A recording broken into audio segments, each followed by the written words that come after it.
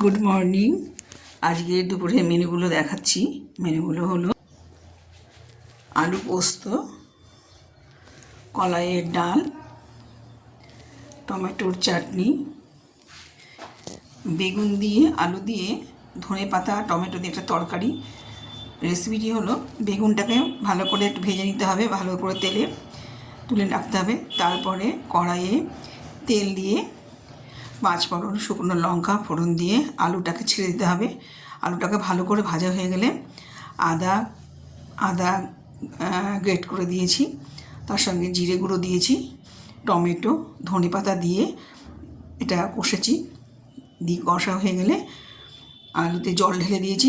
আলু ভালো করে সিদ্ধ হয়ে যাওয়ার পরে তখন নামানোর আগে বেগুনটাকে দিয়ে ফুটিয়েছি। নামানোর সময় গরম মশলা দিয়েছি, হিংও দিয়েছিলাম ফোড়নের সময়তে, তেলের মধ্যে হিংও দিয়েছিলাম।